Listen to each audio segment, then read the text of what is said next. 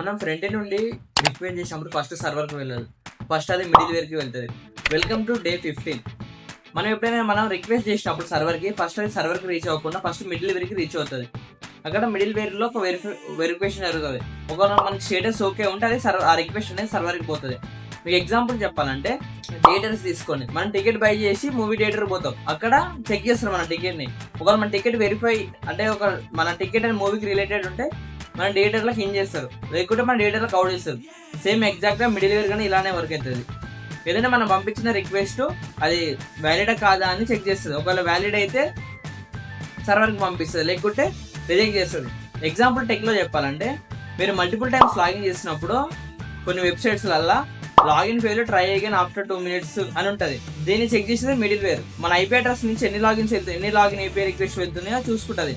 వాళ్ళు పెట్టిన దానికన్నా ఒక రిక్వెస్ట్ ఎక్కువ వెళ్ళినా అది మిడిల్ వేర్ అనేది సర్వర్కి పంపకుండా మిడిల్ వేరే రిటర్న్ చేస్తుంది.